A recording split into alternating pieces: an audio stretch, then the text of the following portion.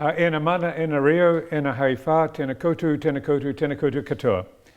We're very pleased to welcome Nigel Brown, member of the New Zealand Order of Merit and one of New Zealand's most prominent figurate artists, to the first Peace and Conflict Studies public conversation for 2017. Nigel was born in Invercargill in 1949 but grew up in Tauranga, where his initial interest in art was fostered by a wonderful teacher by the name of Fred Graham. He then went on to the Elam School of Art, where he was taught by some of New Zealand's most innovative painters, Colin McCann, Garth Tapper, Greer Twist and Robert Ellis.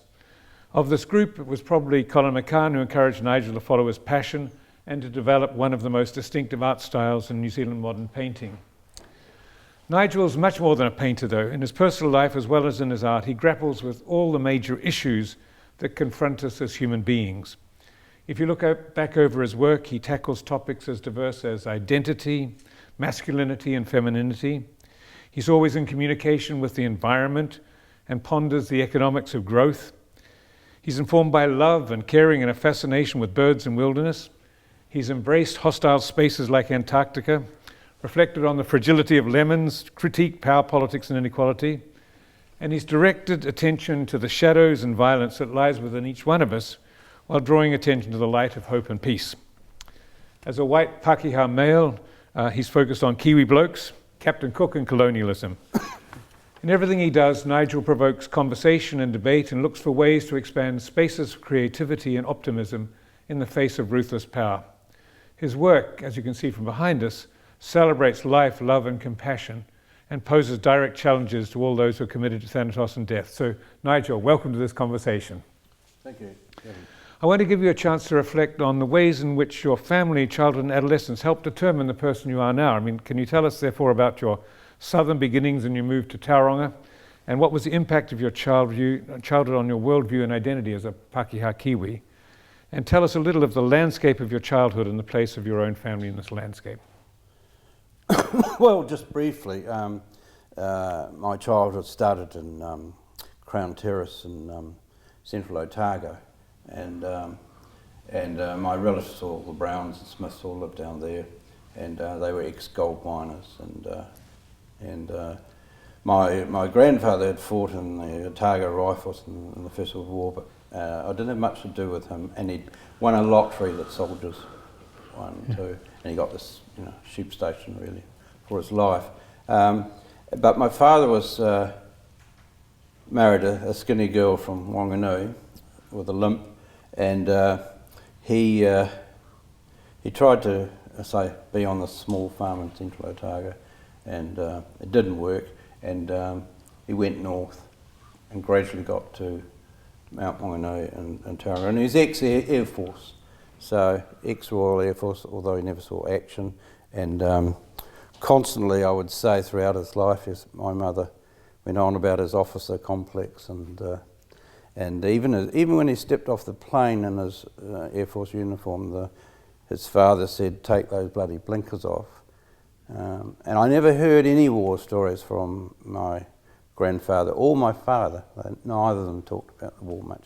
They had photos, and there were a few war books hanging around the house, like Reach for the Sky and a few other fighter pilot type ones. So that's the start. Yeah. Kevin, yep. Okay. Sort of late adolescence and early adulthood is always sort of a very formative moment in everybody's life and the development of identity. I mean, when did you first know that you wanted to be an artist, and how did this go down with your father, and what he wanted you to do? Well, he was quite supportive, and he was just starting to get into poetry, and so he could see the potential for it, which was quite unusual at that time because there weren't many artists. And my mother wanted me to go to training college and become a teacher, and I bailed out of that pretty soon before I got through art school. But I was quite a precocious kid. I had an exhibition, I think it was about the age of 13, in the Tauranga Library, so I was known as the artistic kid in a college, Tauranga Boys College. And Tauranga Boys College, just to give you some idea, was this college where about half of the teachers were ex-soldiers, so they wore uniforms, at different times, and we had cadets, and we had to run around field with 303s. We wore the coarse cloth of army uniforms, and I remember that. and then there was the art crowd, which is small, a small group within this thing. And then we had this Fred Graham, who was an ex-Maori All Black, I think, and he read to the art class all the Maori legends and talked about the idea of Maori culture quite, as background to our art class. Yeah. Yeah. So what was his actual influence? Was he an artist himself? Well, he was an artist, but I mean, of course, he'd gone through the system, so the idea of being a Maori artist then was, only just re-emerging. I mean, I'm talking about a contemporary Maori artist outside of just the marae, So that was new, and he was sort of wrestling. I remember he was wrestling with Picasso on the stage and doing a haka, like a lot of them, Selwyn Mura and all those people. I, on the other hand, in primary school, at the end of primary school, I had another teacher, Mr. Nauman, who kind of got me into drawing a lot about Maori migration and all that sort of thing. And at home I carved bits of wood into Maori faces and things. I didn't know much about Maori culture, and the only big moment for me was going to Judea Marae, a local marae, and talking and thanking at the end of the visit, thanking the kaumata for being shown around. And I was blown away by that. I realised it made me very aware that there are all these marae around New Zealand where there's all this immense creativity of a different sort, and the things that struck me about Maori art as a Pākehā were it was all about ancestors, and there was a lot of direct male nudity, and it had a wide view of the world, of creativity and origin and all that sort of thing, and it was full of lots of direct talking. The Maori world. If you don't read from notes, you talk directly, and that's its strength. Yeah, yeah. So right from a very early age, you had this sort of bicultural stamp on your identity. Yeah, and I read one of the first books. A couple of the two first art books I had were Garner, and one of his sayings, which always stuck with me: "Civilization makes you suffer. Barbarism is a form of rejuvenation," which always intrigued me. And then there was Picasso, of course, and Picasso's part of that whole movement in Europe. While the wars were going on in Europe, all these other people were thinking about other cultures, the German expressionists, while the Nazis were assuming one thing of, racial purity. There were all these artists in Germany looking at other cultures, and other ways of being, a wider view, and getting back to the roots, which the Nazis took the roots, what you are, one way, but the expressionists were more inclusive and wide-ranging. And Picasso was one of those. He wasn't an expressionist, but he was on the edge of all that. Yeah.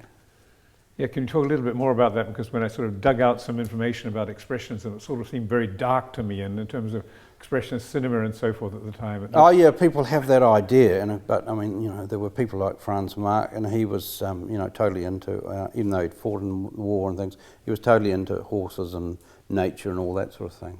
So we have this idea that German expressionism was all harsh, and certainly there are some very angst-ridden things. And I remember when I was doing this, some of my paintings early on, and the same with Claremont, people said, "There's no angst in New Zealand. This is completely foreign to us. There's nothing here." And of course, a lot of Maori who have had their land confiscated, or people that are mentally ill would say, "There's plenty of angst here." Or angst. Angst. Yeah. So in terms of that angst, I mean, you told me a little bit about some of the experience you had with your father when he took you hunting. Yeah. You want to sort of talk about that a little bit, because it sort of seems to me to kind of undergird some angst in you, in addition to the kind of angst you got from this wonderful immersion in the marae experience. I mean, going hunting with your father, either with a gun or with a bow, seemed to have a big impact on you. Yes. Well, my father was, he was a typical person of his 50s sort of generation on some levels, you know, walk socks and wanting order in his own way. And on another level, he was bearded, smoke piping, wanting to be a hunter. He'd been a deer culler, and every year he needed to go to the area to hunt, partly for meat, but it wasn't much about the bush. It was all about this hunting thing, and I was regularly exposed to that, where you went for a few days tramping through the bush and minimal gear and shooting deer and carrying them out and covered in blood. It's a sort of kind of male baptism that goes on in New Zealand. If you don't have that, you go and work in a freezing works. It was always a high kind of status for men when I was young, that kind of thing. And for lots of men it still is, that killing things. Yeah, I'm reminded that there are a number of New Zealand writers that talk about New Zealand being, New Zealand's wealth being based on the slaughterhouse. Yeah. I mean, so is it sort of that slaughterhouse kind of idea? Is that something that sort of keeps on figuring in your painting and in your art? Well, I've never painted a freezing works series as such, but I'm certainly, I've been living in Southland and more recent years before I came here, and I was very aware of trucks of animals being taken off to the works, and how the lives of these animals are cut short, and that seemed to me quite poignant and taken for granted. I have been a vegan at times, but I'm not now. But so these lives, we cut short these lives, and we have our pets, our dogs and cats, and yet. The only rifle I've ever had when I was in Southland was an air rifle, and I used it to kill possums. But I was always aware when I was killing those possums that I was doing for the environment, but how arbitrary it is, that you have one fluffy animal that you nurture and things, and you've decided this other animal is not valid. And that must happen in war. You decide that a German person is your threat, and so you go about killing them, or whatever they. And then later, when you meet Germans, you realise, oh, it's just another group of people, Right. Yeah. From your very precocious time at Tauranga Boys High, it sounds like a very interesting place, incidentally, if they showed things like Peter Watkins' War Game. And that's right. Yeah, they showed Peter Watkins' the War Game. It was banned in Britain and things, I think. And how we got a copy, I don't know. But I had that and a terrible one on smoking, which showed lungs and all that sort of thing. But the War Game, I mean, I didn't really realise that a lot of the footage in it was not shot in, say, Japan. So, but I remembered it as if it was Japan. Yeah, me too. But then I had this reflection of an atomic test that I saw, and that was probably the key thing when I was a teenager. And I forget the year, but David Longy saw it in a different form. And it happened in Tauranga. It said on the news, a reflection of a nuclear test will happen at 9 o'clock at night, I think it was. And we went out, stood in the cold in our dressing gowns, and said, "No, can't see anything." And then my brother, a quarter of an hour later, said, "Come out." We came out, and there above the trees was this a blue light, and an ominous sort of blue light. And as it went up in the sky, this became a reflection of a nuclear bomb, and it became pink, and it walked right over the sky. And it was very clear, and you could see every detail of the mushroom. And the reason you could see it was that particular test. They put copper filings in the bomb for observation purposes, and they reflected the light. So that's how you saw this picture. Yeah, I remember seeing it in Wellington. It was particularly shocking. It was kind of one of those things which sort of made you realise that this was an ominous weapon. Yeah. So I'm one of those people, and of course there must be a whole lot of other people in my generation who kind of live with this this idea that we're under threat. This terrible force that we can't control or have any.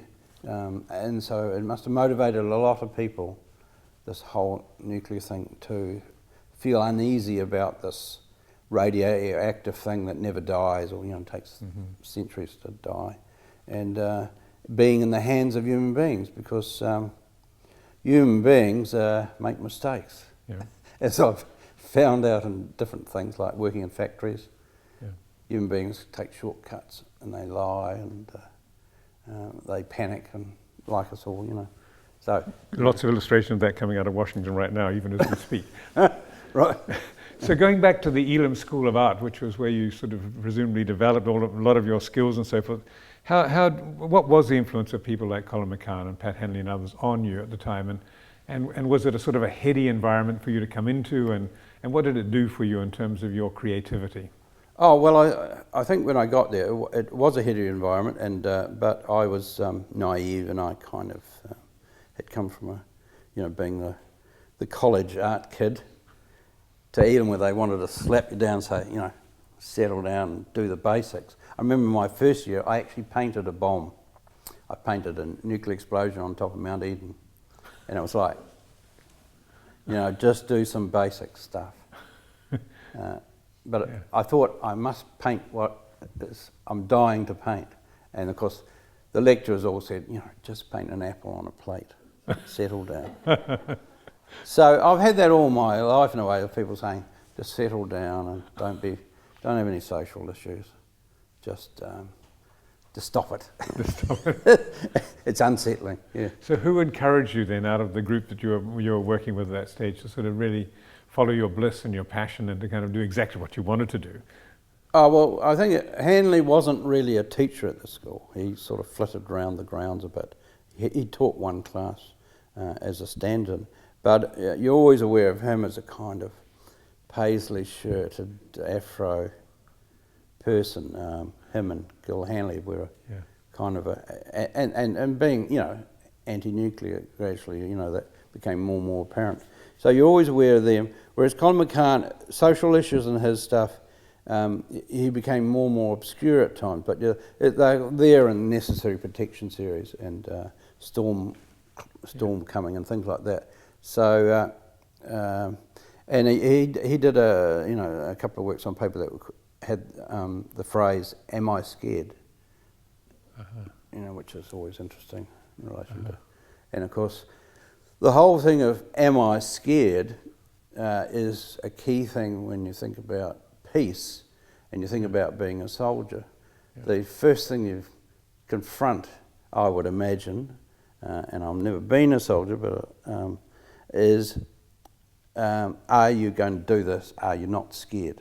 So our idea of bravery is a fundamental thing to do with how, what is peace and what is being brave, And of course we live in a time at the moment, I feel, where there's so many people traipsing off to war memorials and remembering the First and Second World War, and billions being put into it by governments, that I'm part of the kind of generation that are less visible, whether, our parents, grandparents fought in these wars, and then there was this generation that didn't fight in wars, most of us, except for a few Vietnam people.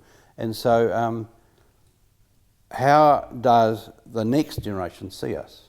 Do they only see the people that fought in those wars? Because we were all about things like protest and music and dance and creativity and questioning of a different sort, So tell us a little bit about the courage it takes to be an artist true to yourself.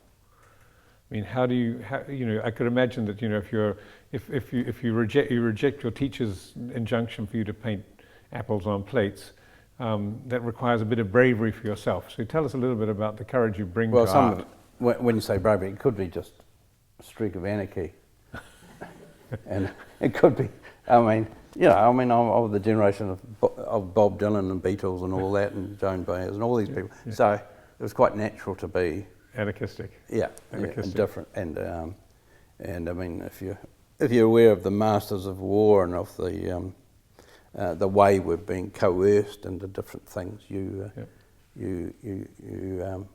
either just go along with it, like most people do in my experience, like say in factories. I worked in factories. In factories, you were so tired. When I worked in factories, wineries, you were so tired every day and so bound up with just getting by that, you know, you're lucky if you thought about any wider issues. But being an artist, unless you do commissions, and I have done church commissions, and they come down on you about this, please, you know. But when you're painting from year to year, I've been almost reckless in my dealing with certain things. Like I put during the anti-nuclear heyday, you know, when we were, you know, the country that was attracting worldwide attention, when Kirk and Lange were capturing world attention. It was quite normal then, you know, to really believe this was really important. Yeah. So, in terms of your life, what books and films and individuals have had most influence over you in terms of giving your of shaping your philosophy and the issues that you keep kind of grafting into your pictures around the outsides of them and so forth? Well, you know, I could try and dredge up some songs and things like that, and I could try and remember all the books and things, you know, Bertrand Russell and all the women in Auckland with, you know, that were anti-nuclear, you know, Margaret Lord Bartlett and so on. See, it's sort of, it happens gradually. I mean, when I was a kid, I used to love playing with toy soldiers and Indians. And I had a sort of fixation with red Indians, very incorrect these days, but because one of my earliest books was Hiawatha. Right. And this, to me, was a dreamy idea of, you know, the noble savage and all this sort of thing. And I enjoyed playing with these sort of soldiers and things. And part of me still sees toy soldiers as an infantile thing. So when I see people these days talking about military equipment with great fascination, you know, have you seen the latest tank? Have you seen the latest plane? I tend to sort of see them as infantile. And I actually, when I went to Tauranga Boys College, I actually sat with a person, Bruce Ferguson, who later became head of the Air Force and everything, quite high up in our military. And his obsession was slide rules and machines and things. And mine was something else. I didn't even know what it was. To be an artist, what the hell was that? And then, of course, another thing that comes in is very important, of course, is Baxter. Yeah. Baxter comes in and aware of his parents, Archie and Millicent, and that idea of actually not going along with it, not going along with things. And of course Baxter has this thing, love is not much valued. And of course when you start applying love is not much valued, you start to look around, you question all sorts of social setups. Can you talk a little bit about the way Baxter came into your life? Because he also had a big impact on your father as well. Yeah, well Baxter came into my father's life. He read a poem at Tauranga actually, on Loban Ferry, and that really struck my father, because my father was, you know, a displaced person. He'd left Central Otago, and here he was in a subtropical place on a tiny little orchard. And Baxter's most profound impact on me was at art school. He came and read in our, you know, fourth year, I think it was third year. And here was this person, came in Viet Cong trousers and bare feet. As soon as you saw the Viet Cong trousers, you knew what it meant, you know, Vietnam. I mean, you knew all about that. And we were all the sort of, you know, what you call, we thought we were radical art students. We were the arts faculty that was radical. And here this person came in and he kind of looked around it, and he was, and he read us in between effing and this and effing that, effing, endless effing. He read us the Ballad of Sugar Guts, which was about men, mainly men, in a factory being exploited by their bosses. And he made us all feel conventional. He was, it was shocking to me. And it made a big visual impact. So I later, when I left art school, I lived out Titirangi. And in Titirangi, I lived just around from Morris Shadbolt. And Baxter was supposed to come out and visit Morris and be brought up to see me. And the day before he died, so he died the day before. And so I never really got to meet him properly, But he just, to me, he just epitomised the questioner, someone who was disturbing everybody. And of course, later in my life, when I did men's workshops and things, I realised this is a fundamental kind of thing when you go into the psychology of men, is the long-haired, bearded questioner, which goes right back to early stories about men. This person in the village that questions, that disturbs people, that says, where are we going? There might be another way of doing things, So yeah. So he reinforced your desire to be that kind of person in your No, own well, I had long hair in the 70s, but no, I was just tied up with a family. I had a family fairly rapidly, and I was never what you call a true hippie, but I was always hippie aligned, if you want to. A fellow traveller. Hippie aligned, yeah. A fellow travelling hippie. Yeah. And of course, I mean, in the 70s, for example, I didn't go much into demos because I lived out in Titirangi. But in the 80s, I got really involved in protest and things like that. So tell us what got you really interested in all of the other bigger issues that that you sort of, in a sense, are echoing around us in your paintings here. I mean, the environment and feminism and the idea of what it means to be a Kiwi male. What were the things that really triggered the interest? Of course, the biggest thing would always be my partner. Right. Not my first wife, but my second partner, Susan McLaughlin. And I mean, she was the person that was always questioning, and especially under the blaze of feminism, well, it was like a blowtorch to lots of men. Yeah. What are you about? And you've got the privilege. It was pretty intense. In Auckland. And of course, it affected the whole peace movement. There was a women's peace movement, and there was a kind of awkward men's peace movement because they were the oppressors. It was often seen as the people with the penises who cause all this. That's right. Yeah.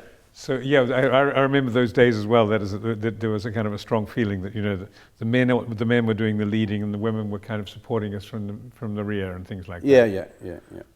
Yeah. So that played. I would have encountered Jung and Freud and all that. So I knew in deeper symbolism, psychology.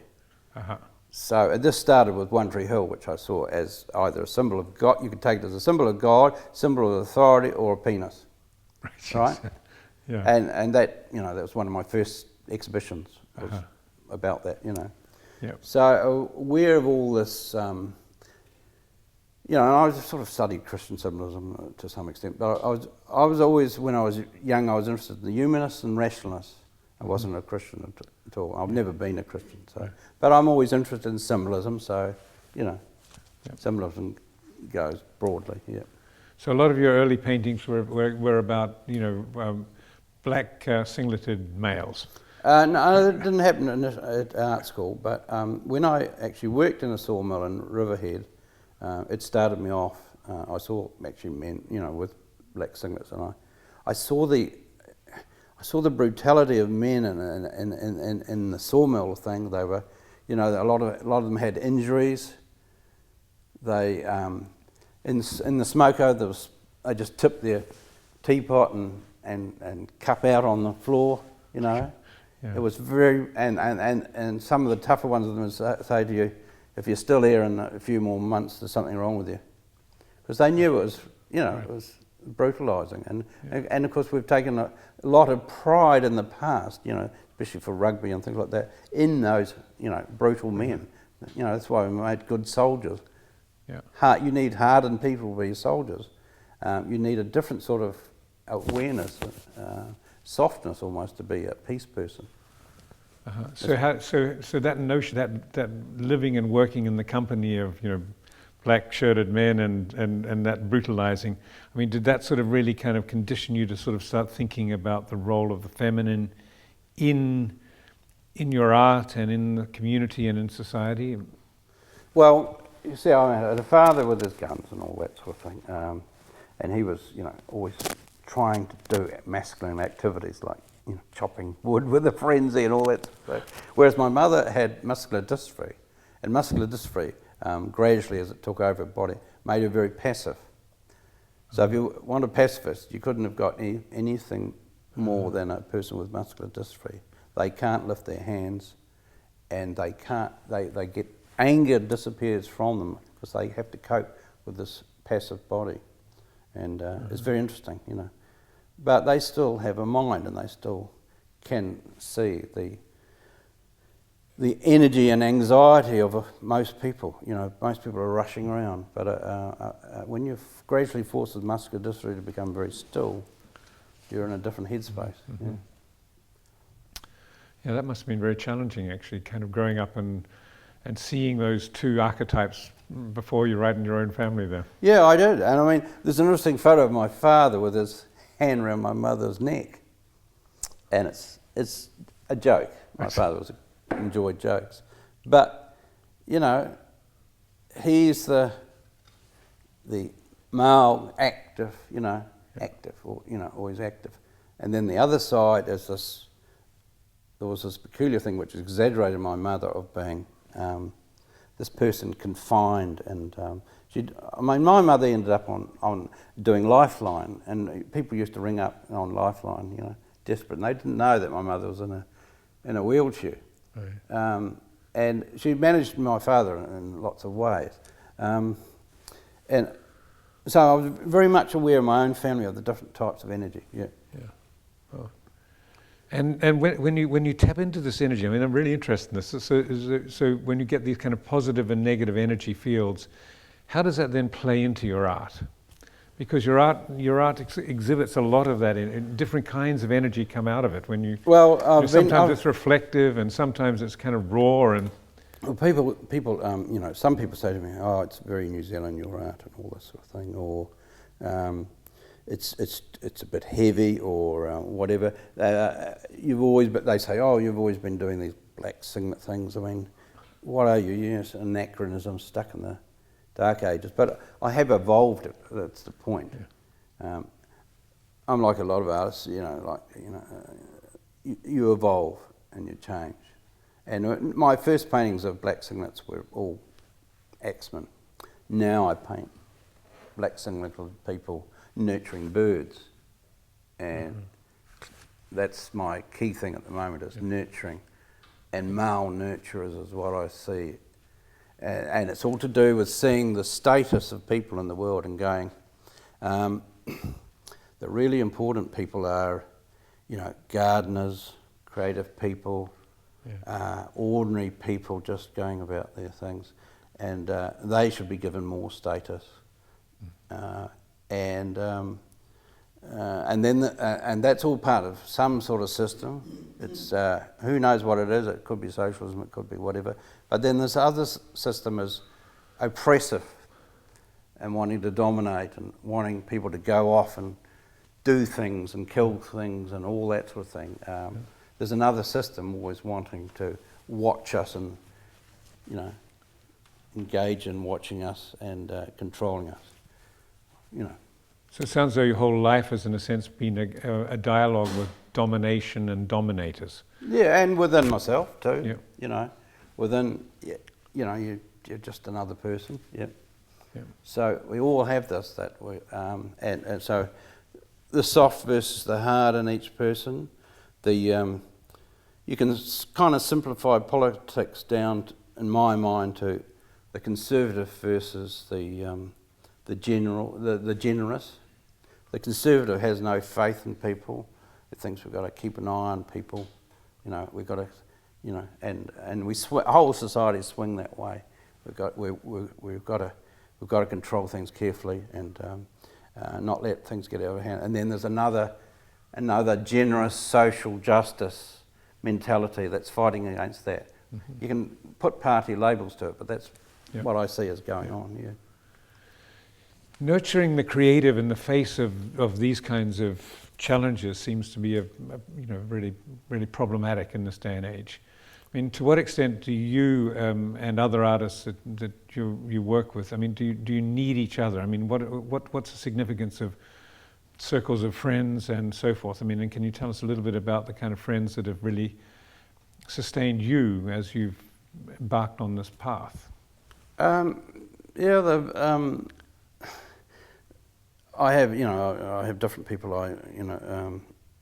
that I respect. Poets in particular have been important to me. Dennis Trussell, Greg O'Brien, all these sorts of people have been important to me. But on a certain level, particularly when I lived in Southland, I needed isolation. Mm-hmm. I needed isolation. I was surrounded by farmers. They thought I was a bit mad because I had 4 Highland cattle, and I didn't kill them. I wanted them to live to the end of their days, And I was surrounded by all these people that, of course, you've got to kill them. You're not breeding. Not doing anything. Well, that sort of thing. So I've had some funny friends in the past. I've shared rooms with communists and extreme right-wing sort of people that who totally thought the nuclear thing in New Zealand, the anti-nuclear thing, was a joke. Uh-huh. So I've encountered all sorts of views, but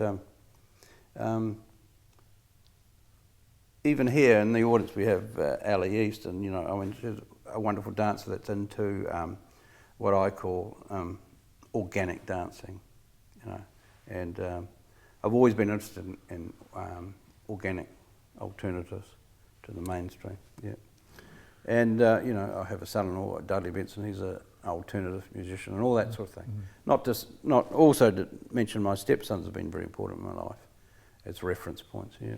Yeah.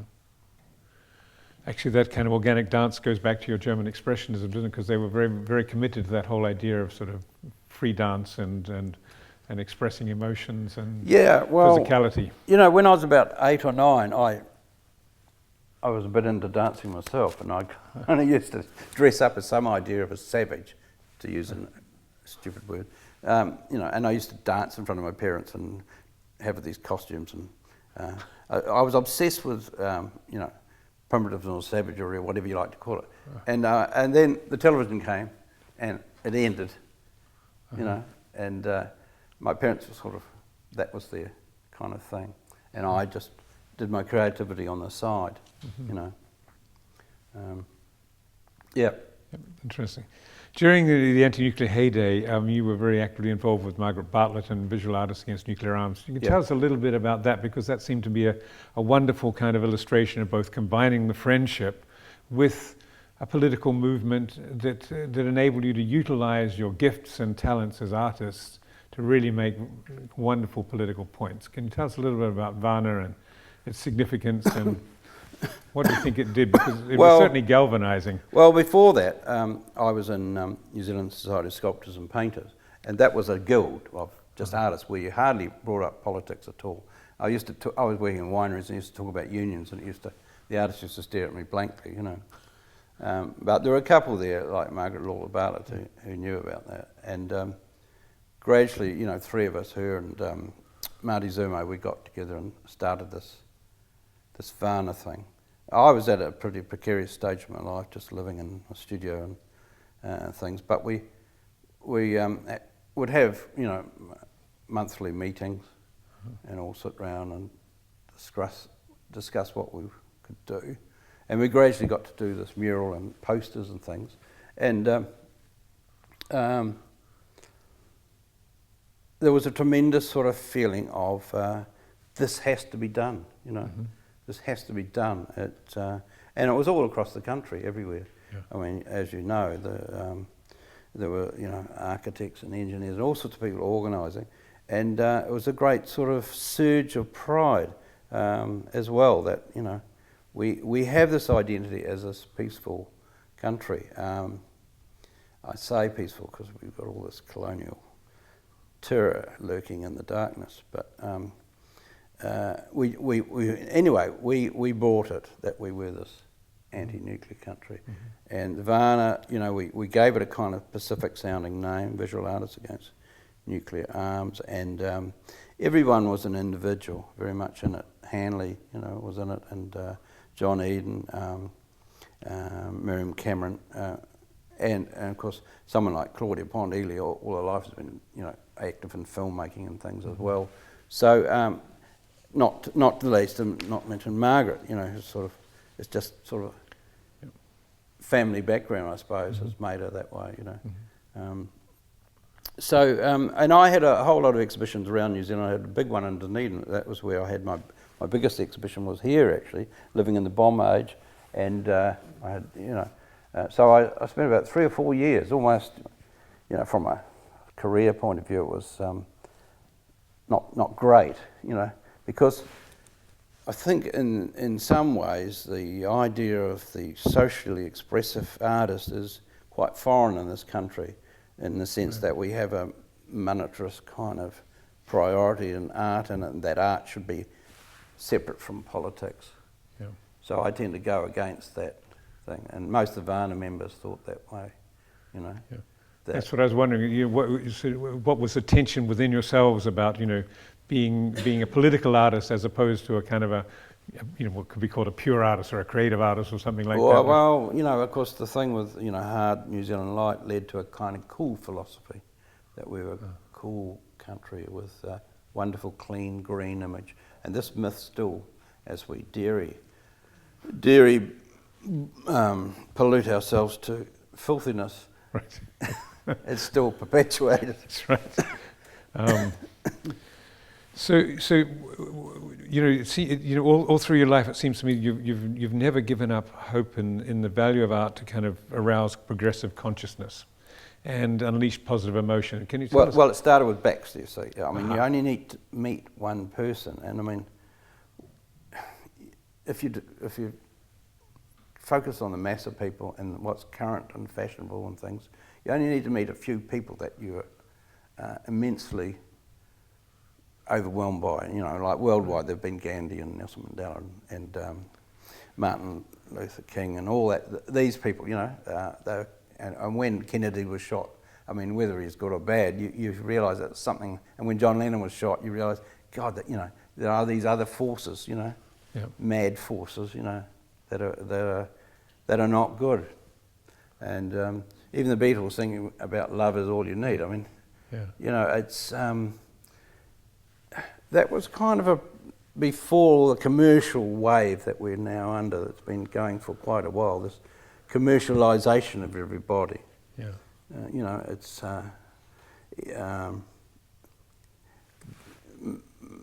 stock markets is how we often measure the world, you know, nervous twitching as to, you know, who's doing what, and, you know, that sort of thing. It's a strange world we live in. Yeah.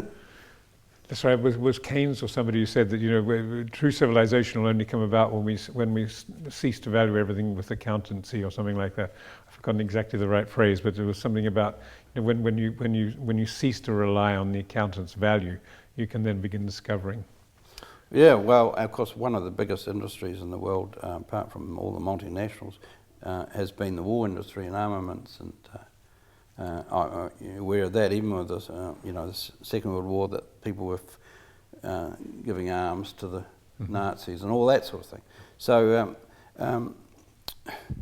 there's one way of viewing wars as, oh, it's just all these ordinary people that went off, and, you know, the women supported them in the factories, and they just did such a marvellous job, and they're just people being people.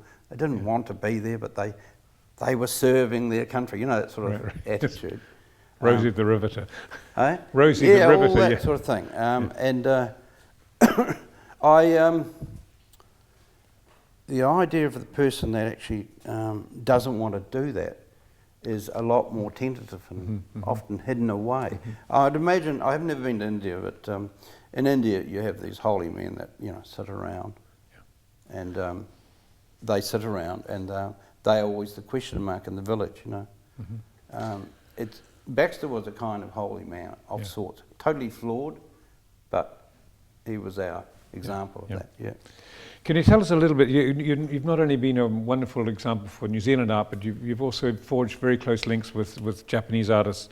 Can you tell us a little bit about your relationship with Takashi Ueno and Bon Fujiwara, and how they encourage you to share your art with Japanese artists and peace movements? Well, they came to New Zealand at the kind of height of, you know, when we were seen as this country that was really standing out as a peace country. And they came here, they were off to Cuba afterwards, but they came here, they were quite shocked when they got to Auckland, and in the sense they went to the War Museum and they realised how many people had died in the Pacific, because you know, it was all concealed to them. But they were here as, you know, on behalf of their peace artists in Japan. And you know, they met with Garner and were hosted by us. And then I went to Japan. I think Margaret went at some stage too, and we met with peace artists over there and went to Hiroshima and all that sort of thing. And the thing about it was, after that, every year I would send a couple of works on paper like these off to Ueno, which is Tokyo Metropolitan Museum, for this peace exhibition. You sent it through the, you know, post. Had to be a certain minimal size, and or your maximum size, and that became for me a way of keeping my peace thoughts alive. It forced me every year, you know, to think on peace, you know. Good. Yeah. Well, and we've got some good results for it.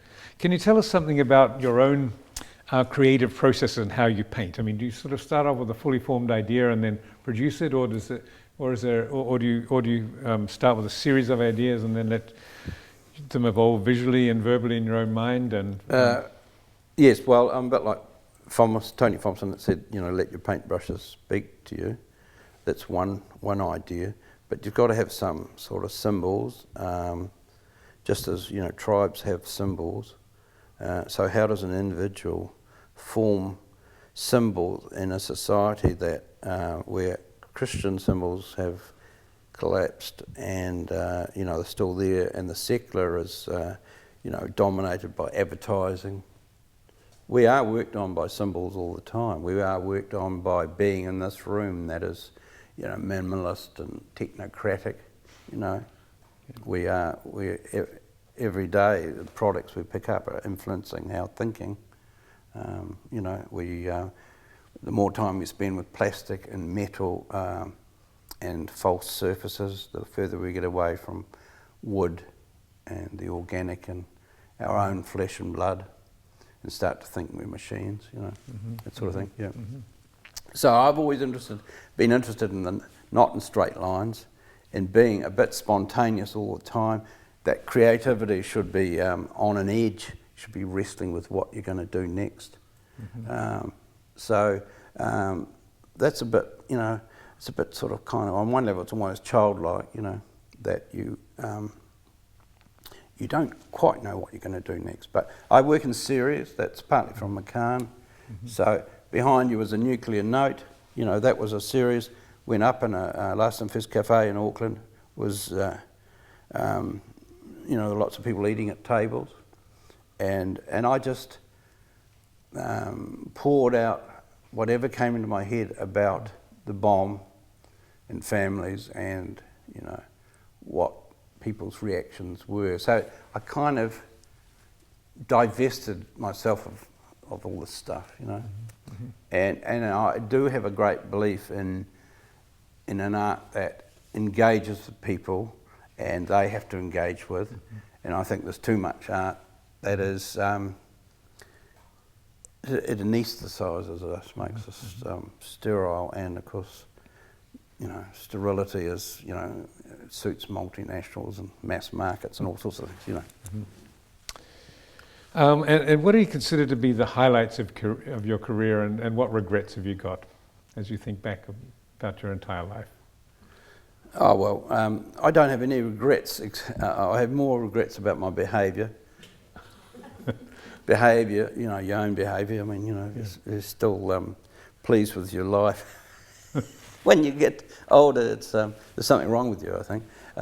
You know, so the highlights have, I have obvious highlights, like, you know, going to Antarctica and Russia and things like that. I don't see getting an Order of New Zealand Merit as a highlight, because now we've gone backwards, you know, on that system. But having friends and relating on a certain level, and them thinking what you're doing is important, helps a lot, you know. Yeah. Mm-hmm. You can't rely on, as an artist, being always in fashion or always appreciated. You can have being an artist has nasty shocks in it. If you're doing something a bit adventurous, it has shocks where no one gets it one year, you know, and they go, "What the hell are you doing?" and they walk away. Mm-hmm. So to be creative, you have to take those risks. Mm-hmm. Yeah. Mm-hmm. Mm. At this stage, Nigel, I want to invite you to read a poem that you've written, because in addition to being an artist, you're also a poet yourself.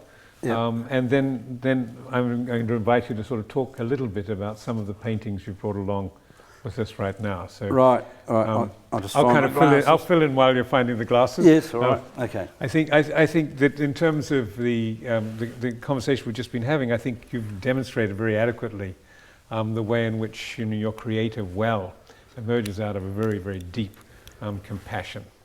All right. Well, yes, but also in reaction. So, peace.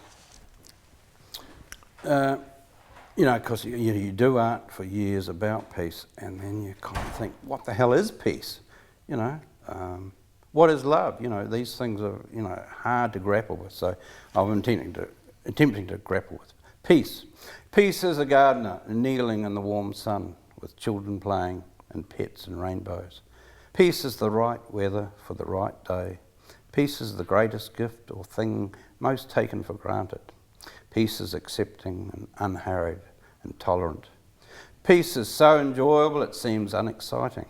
Peace is a message rich in appreciation. Peace is a fair and loving society where all the things have been put right.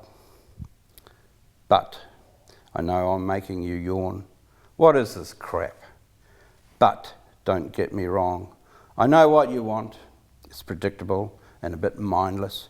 You have this breathless compulsion to hear of murder, to hear of soldiers, to hear of death. You hang on to such things. But, never mind, not to worry. I will go quietly, I will turn my back on you and lie down slowly to watch the relaxed gardener in the warm, soft sun, or elsewhere the little girl skipping faster and faster for peace. Okay, what I'd like you to do now, which is a real treat for us, is to come down and tell us a little bit about some of the paintings you've brought with us, and then what they mean for you, and some of the symbolism in it. And the poem has already indicated some of the girl skipping, which is a motif for you. But yeah, all right. Should we move round to this side? The bigger works, these bigger works, have some of the nuclear notes, and you can see in them that I'm wrestling with it. Basic things like just being an artist, just being a family. The bomb, you know, it's not as simple to see the bomb as just a bomb. The bomb is also, in a way, a kind of two-tiered sexual symbol. You know, rockets, you know, at that time, you know, in the 70s, 80s, you know, there was the whole thing of man on the moon. You know, in this one I'm questioning advertising, progress, all those sorts of things, which are drums in our head. So I've got the artist in this one. I've always been an admirer of Munch, and in Munch, you know, you have a lot of anxiety, and with the whole nuclear thing, it's been a kind of anxiety for my generation. Now we have the new anxiety, which is climate change, and it's you know, you sort of, you know, you kind of it's a drumbeat in the distance all the time of is the coast collapsing? Is the weather going to be so strange? That's the thing. Now that kind of anxiety is an expressionist thing, but the expressionists, they saw in other cultures ways of handling these things by coming to terms with archetypes and that a bit of worry, a bit of anxiety is good in the human state. I mean, we're all precarious. We could die tomorrow. We could be run over. We live in a world that is not certain, and any attempt to make a certain world is either unrealistic or fascist. This one's about Fukushima. So Fukushima, it's a great leaking stream of nuclear reactors. There's the bowl and down the bottom. The bowl, I've used the bowl for Pacifica. The bowls are important to Japanese. There's barbed wire, razor wire, there's the kururu, there's death, These are banners that would have been carried at the streets at the time of Mururoa.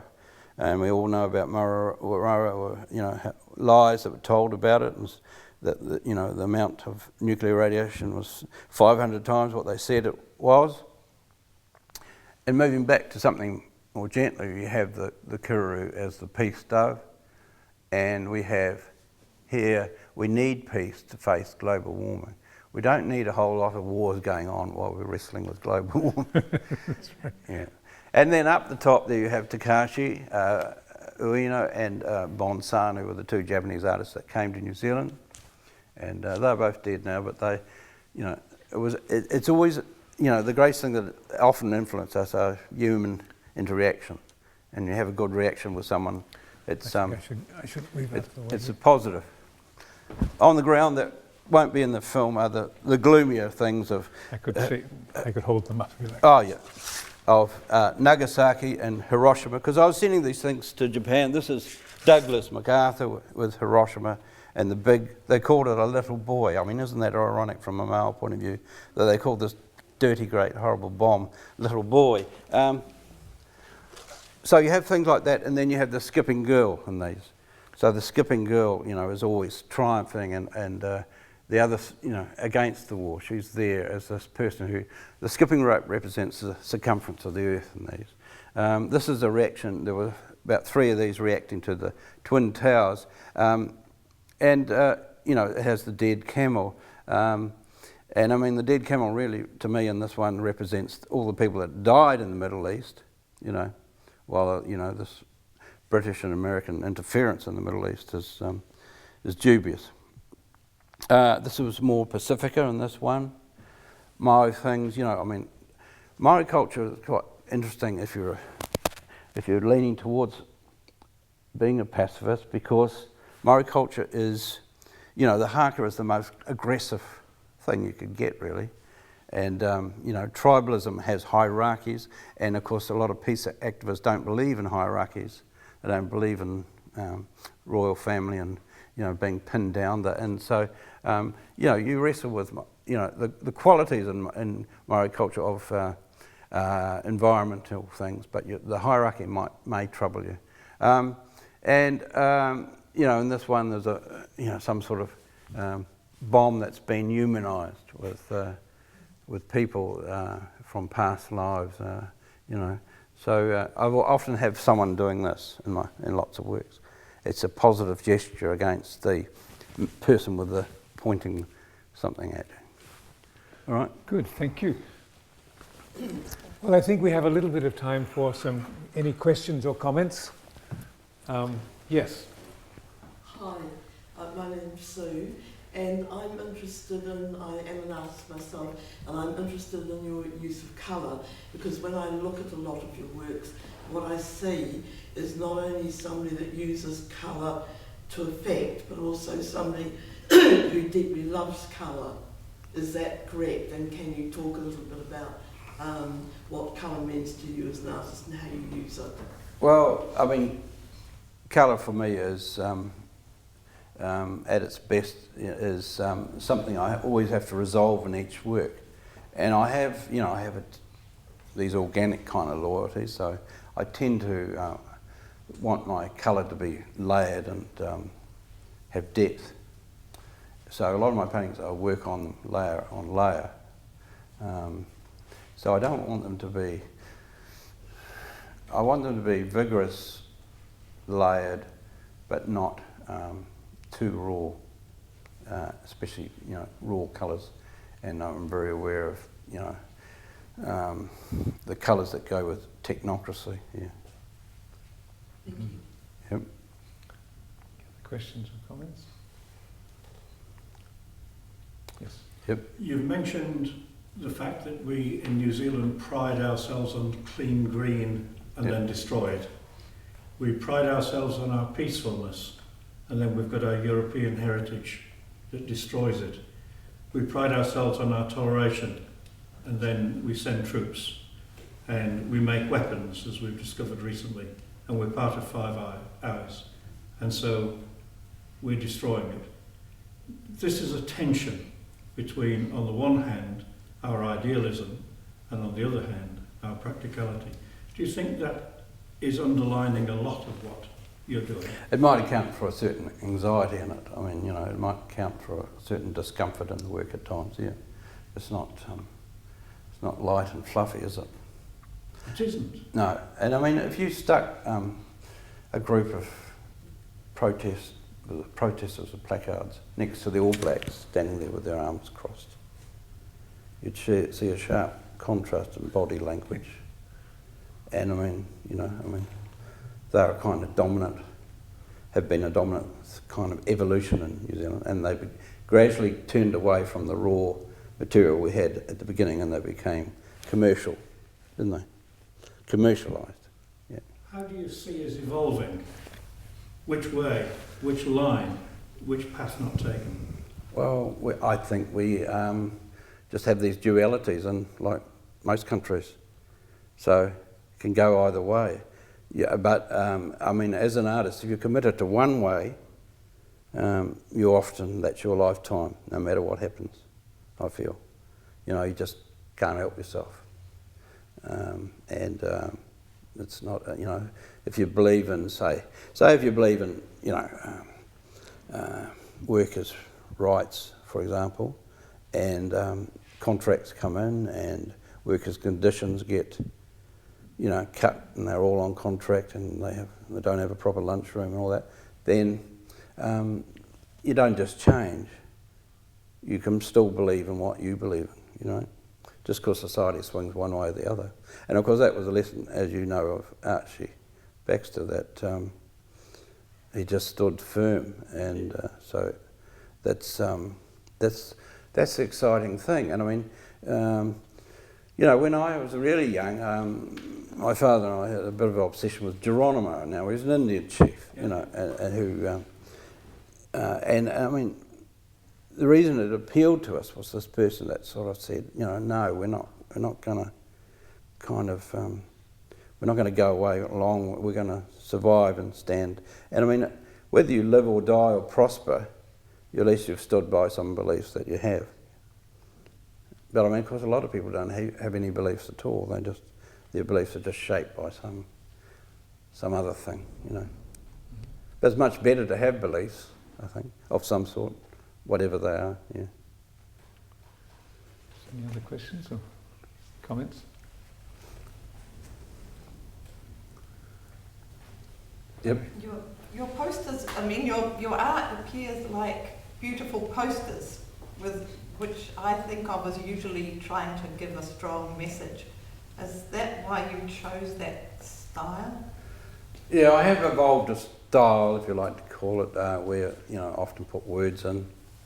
And this, I suppose this might have emerged when I was working in factories, and I saw lots of people that disregarded art, you know, had no interest in art. And I thought, maybe if I had a few words, you know. It started out quite young. I used to, you know, as a child, I used to sort of put words at the bottom of drawings. And then, of course, we had the example of McCann. Of course, his words were largely Christian-derived, but the ones that most interested me were the ones that weren't necessarily within a Christian context, when he stepped out of that and made some other statement. Yeah, and having a father who was a poet doing lots of thinking and writing and ripping it up and then trying to rethink it, and who evolved. You know, my father wrote things like my RSA badge ploughed under, losing the warrior's delusion, you know, and he evolved from a deer colour to, at the end of his life, not wanting to drown a cat in the river, you know, which is an interesting evolvement, you know, within life, yeah. Yeah. Good. Any other questions or comments? If not, then Nigel, on behalf of the National Centre for Peace and Conflict Studies and the University of Otago, I want to thank you for your art, for your creative spirit over the years, for following in James K. Baxter's footsteps and daring to be unconventional in a conventional world, and for bringing a deep humanity, which, when coupled with your creativity, challenges and provokes and stimulates people to kind of think afresh about how they wish to be in this world. And I just want to thank you for all of that, and for many, many years to come, so that you can continue to be a prod and an irritant in the body politic and in the way in which the world is currently going. Thank you very much. That's a small symbol to go with the book. Thank you. Right. Thanks very much.